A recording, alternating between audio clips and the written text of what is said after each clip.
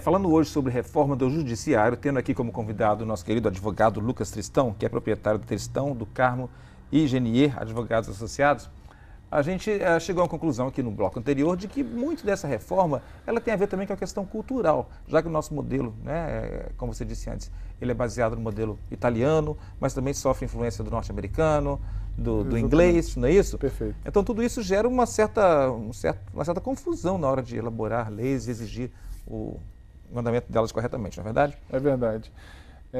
Agora, eu acho que a reforma do judiciário ela é muito mais administrativa e do ponto de vista cultural, porque o cidadão, a sociedade brasileira está muito acostumada a entregar toda a atividade processual nas mãos também das próprias autoridades judiciárias.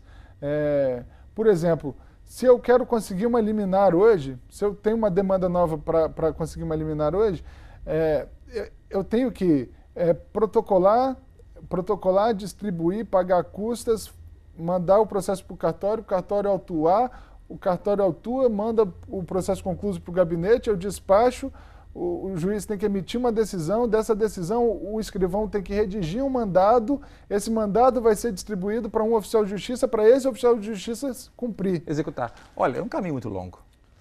Até o próprio mandado de citação, para você conseguir citar outra parte, tem que passar por todo esse procedimento.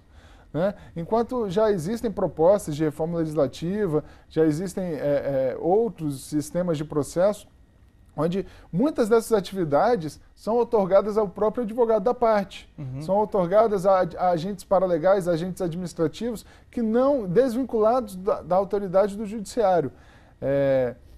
Por que não entregar ao advogado da parte, ao advogado diligente da parte, determinadas atitudes, né? O cumprimento de... Hoje já há casos, mas tem que ser especificamente otorgado.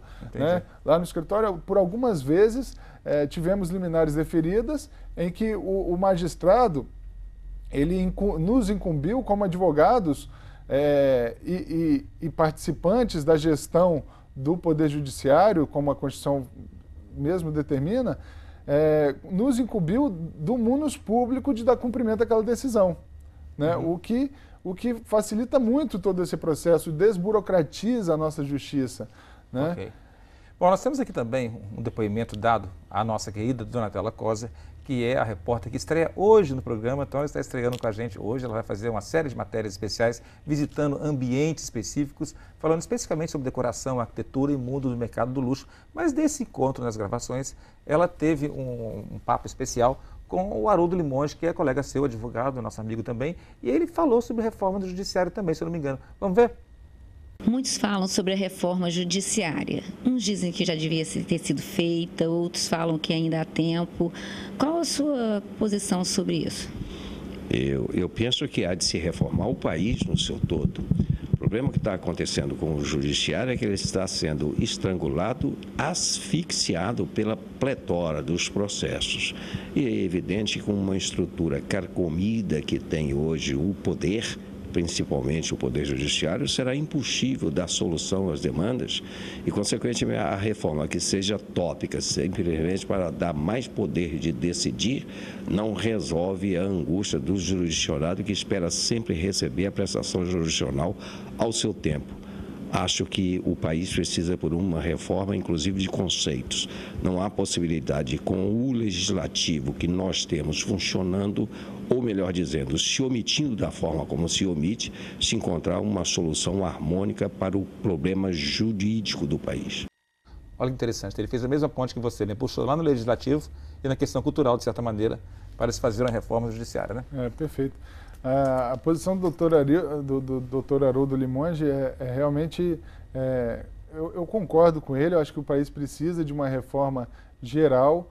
Agora, eu acho que todos esses institutos, principalmente a força da emenda constitucional 45, a gente ainda está num processo embrionário de sua aplicação. Tem 9 anos, tem 10 anos. Ok, mas a gente já evoluiu muito nesses 10 anos. Se a gente for ver a implementação dos processos eletrônicos, principalmente na Justiça Federal, onde o papel já não existe há muito tempo, nos juizados especiais cíveis, a ampliação de competência, eu acho que passa tudo muito por aí. Eu acho que passa muito pela ampliação das competências dos juizados especiais estaduais e federais, passa pela ampliação das competências dos tribunais locais. Agora, eu acho que tudo com muita cautela, Não adianta a gente querer ir com muita sede ao pote e acabar se atropelando. O judiciário capixaba, ele já vive uma fase de reestruturação do judiciário, chamado Plano de Reestruturação do Judiciário do Espírito Santo, aprovado em 2012. Agora, na minha opinião, esse plano aprovado lá atrás, em 2012, tratava unicamente da carreira da magistratura e da criação de novos postos no Tribunal Pleno do Tribunal de Justiça. E agora a gente tem em tramitação na Assembleia Legislativa o projeto de lei complementar 39/2014, que visa, de fato, reorganizar a estrutura do Poder Judiciário no Estado do Espírito Santo e realocar a força de trabalho. Por exemplo, a gente tem 67 ele não criou novas vagas de juiz, de magistrados.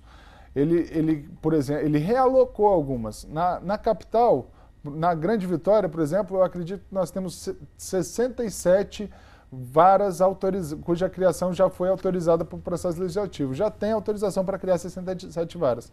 E agora, só que a gente só tem 54. Então a gente precisa mesmo de 13 sobrando? Bom, se já é difícil criar uma nova vaga, então vamos realocar essas vagas aqui no interior do estado. Agora, o mesmo projeto de lei, ele também confere ao presidente do Tribunal de Justiça, por mera resolução, a extinção de uma comarca para a criação de uma outra com a unificação de duas, pela unificação de duas. E esse talvez seja o maior alvo de polêmica. Sim, porque ele mesmo faz todos os julgamentos de tudo. Exatamente. Ele é o presidente do Tribunal Pleno também. Então, qualquer discussão em sede de tribunal de alçada, qualquer discussão a ser suscitada em relação a resolução que extinguiu uma comarca para criar a outra através da união de outra, vai acabar na presidência dele.